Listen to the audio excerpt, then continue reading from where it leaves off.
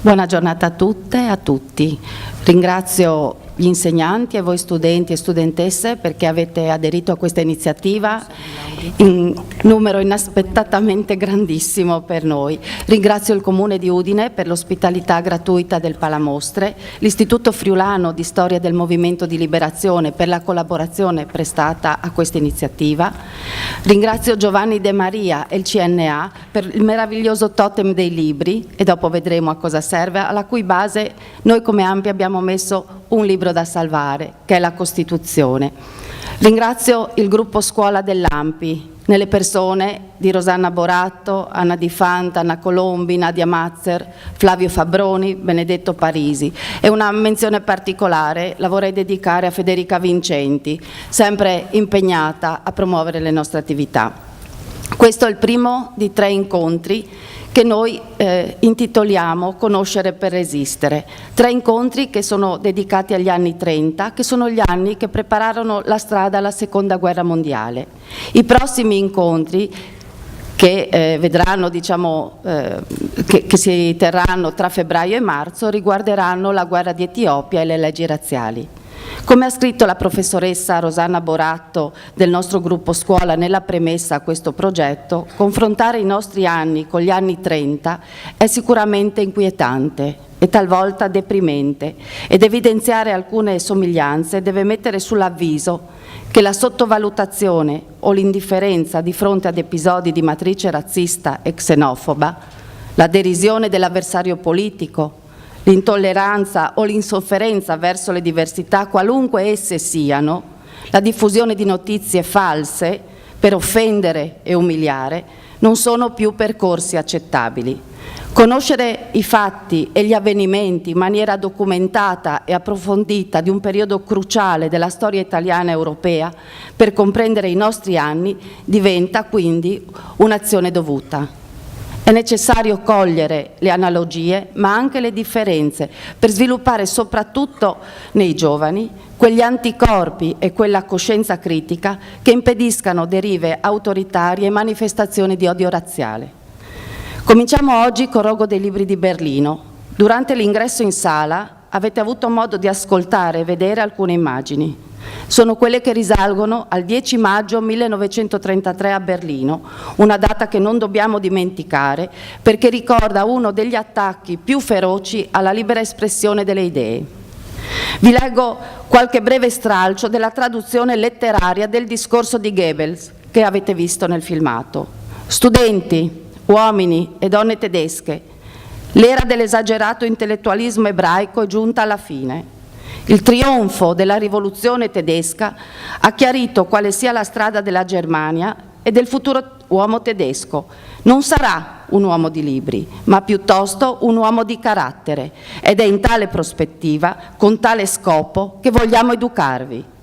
Vogliamo educare i giovani a ripudiare la paura della morte, allo scopo di condurli a rispettare la morte.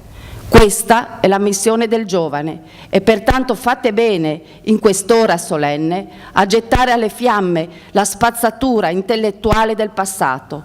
È un'impresa forte, grande e simbolica che proverà al mondo intero che le basi intellettuali della Repubblica di novembre si sono sgretolate, ma che dalla loro rovina sorgerà vittorioso il padrone di un nuovo spirito. No alla decadenza e alla corruzione morale, sì alla decenza e alla moralità nelle famiglie e nello Stato. Io consegno alle fiamme gli scritti di Heinrich Mann, Ernst Glaser, Erich Kästner. Partiamo quindi dall'inquadramento dei fatti di Berlino e la prima cosa da ricordare fu che non fu il governo di Hitler a ordinare il rogo di oltre 25.000 libri. Furono gli studenti, ragazzi e ragazze, che infervorati dalla propaganda di Goebbels, appunto, con la cultura decadente, si impegnarono con molto zelo a pianificare l'effettuazione dei grandi falò in molte città di questi libri considerati pericolosi per la cultura tedesca. E per alimentare i roghi dei libri, questi giovani studenti andarono a caccia nelle biblioteche pubbliche e private delle opere di grandi scrittori e scienziati e continuarono a bruciare per lungo tempo le opere di Einstein, Freud, Hannah Arendt, Weber, Wittgenstein. Marx, Roth e moltissimi altri. L'Italia in questo non fu da meno. La violenza fascista contro la cultura lasciò delle tracce indelebili. I cattivi esempi li abbiamo cominciati a dare noi. Fu il fascismo, infatti, con le sue idee, le sue azioni violente, che anticipò e ispirò il nazismo e i suoi metodi dittatoriali.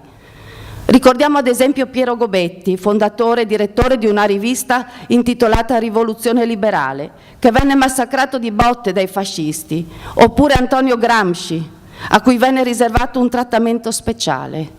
Il pubblico ministero che lo condannò al carcere, che si chiamava Michele Isgrò, usò queste parole nei suoi confronti: per 20 anni dobbiamo impedire a questo cervello di funzionare.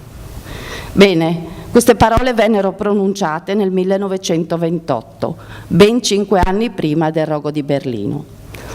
Per capire come dal bruciare i libri si passò a bruciare gli uomini, invito sul palco i nostri due ospiti, il professor Angelo Floramo, insegnante, scrittore e direttore della Biblioteca Guarneriana di San Daniele, e Don Pierluigi Di Piazza, direttore del Centro Ernesto Balducci di Giuliano. Prego. Io penso che l'incontro di oggi avrebbe potuto anche intitolarsi La paura della parola scritta, perché in altri tempi, in altre società, ma anche oggi, abbiamo sentito dal professor Floramo, il libro da molti può venire considerato qualcosa di strano, di misterioso, perché tante volte non si capiscono queste fonti, ed è appunto fonte di paura, e l'uomo in generale tende sempre a distruggere quello di cui ha paura. Abbiamo già sentito che uno dei primi roghi dei libri avvenne nella biblioteca di Alessandria. Credo che ce ne fosse stato uno precedente in Cina, quando venne dato ordine di bruciare i libri di Confucio. Leggendo ieri mi era venuta anche questa informazione, era nel 213 a.C. in Cina. Ma ci furono e ci sono dei roghi anche in questi anni. Io voglio ricordare anche il rogo dei libri durante la guerra del Kosovo, negli anni 90. Vennero molti libri del Corano, ad esempio, vennero dati alle fiamme, vennero bruciati, vennero scarabocchiati. I roghi dei libri non sono altro che un rituale per esprimere una pulizia molte volte che è una pulizia etnica, e per distruggere la memoria e le coscienze. Ecco perché molte volte i libri vengono distrutti, per distruggere quello che è il pensiero critico, per non lasciarci, per impedirci di sviluppare quello che noi pensiamo. E abbiamo sentito anche dal professor Floramo come furono le religioni molto spesso anche promotrici di queste distruzioni dei libri. E con Don Pierluigi Di Piazza cercheremo di capire come da fondamentalismo religioso, totalitarismo politico, che sono sempre stati movimenti che sono stati contrari a ogni processo di pensiero, si è arrivato anche a delle censure nella storia, delle cesure e censure. Passo la parola quindi a Don Pierluigi Di Piazza. Mi ha fatto piacere sentire anche il ricordo personale di famiglia di questo bambino che riceve una rivista. Mi associo a questo ricordo come un mio personale, perché mi piace ricordare anche a me la mia famiglia. I miei genitori erano nati rispettivamente nel 1917 e nel 1920. Mio padre era stato partigiano, i miei genitori avevano fatto solo fino alla terza elementare, perché dovevano andare a lavorare. Mio padre imparò a leggere e a scrivere meglio in montagna, perché c'erano delle persone, un maestro, che la sera faceva lezione. Anch'io, quando ero in quarta elementare, ricevetti dei libri, perché a casa mia si leggeva il giornale, poi qualche volta si comprava La Famiglia Cristiana, e io continuavo mi piaceva leggere, passavo delle ore vicino allo spoler a sfogliare, a leggere, a rileggere La Famiglia Cristiana, così i miei genitori, oppure leggevo il vocabolario, perché altro in casa non c'era, Il primo libro che ricevetti, che poi fece parte di tutta la collana, fu Le piccole donne. E in un'estate mi vennero regalati, perché appunto io leggevo tanto, non mi interessava avere il vestito e le scarpe belle, tutti i 12 libri della collana dei Tre Cavallini. E questa è una cosa che io ricordo veramente con affetto, perché lì è stato appunto, anche mio papà diceva, leggi, studia, perché solo leggendo capirai quello che ti succederà nella vita in futuro. Io prima mi sono un po' emozionata e mi sono dimenticata di mettere il mio libro sul totem, libro che poi metterete un po' tutti. E allora vado a metterlo un attimo.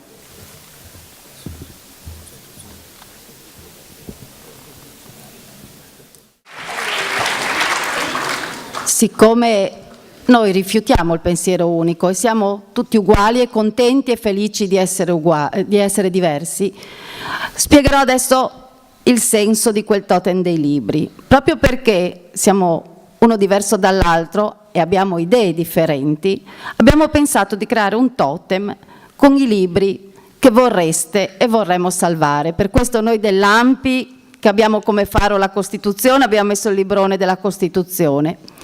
Io avevo portato 100 anni di solitudine perché lo lessi la prima volta che avevo 15 anni, ero in un momento così di rabbia, contestavo tantissimo e 100 anni di solitudine mi ha dato la capacità di sognare, quello di cui il professor Floramo accennava prima, e mi ha dato la possibilità di immaginare perlomeno un mondo migliore, un mondo diverso.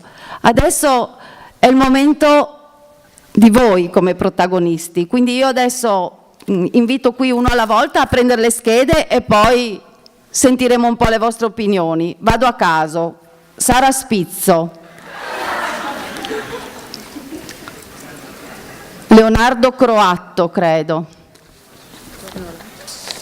Sì. Giacomo Fabbro. Bruno Daniello. Cristiana Partinico e Riccardo Tolusso. Ci sono? Xavier De Piero.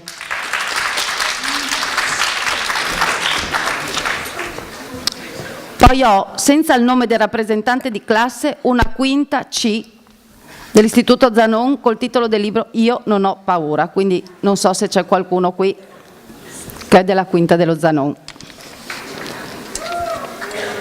Stefano Patrone e Sandra Biris. C'è qualcuno? Eccoli che arrivano. Pierluigi Zucchiatti.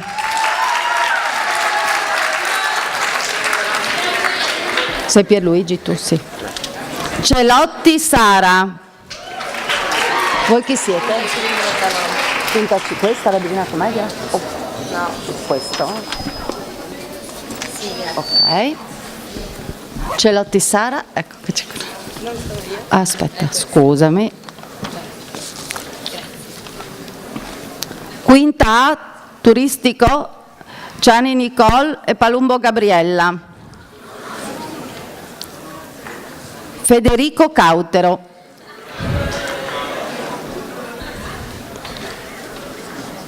C'è Federico Cautero. Allora. Pietro Comuzzo.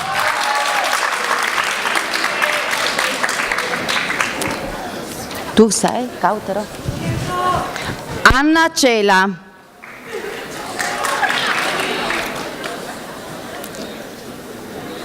Aurora Palandrani.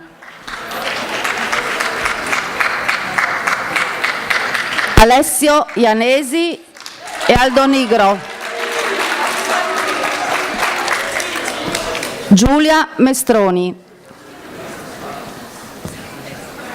Davide Pellegrini. Leonardo Bolzonella.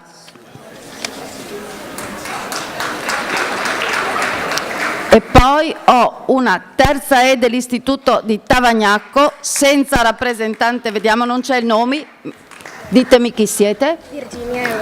Virginia e Aurora.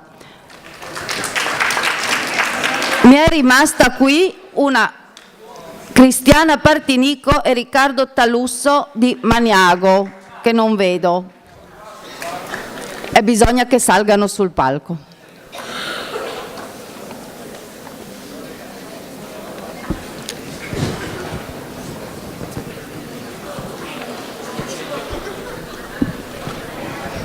Ho visto dei titoli bellissimi, quindi prego.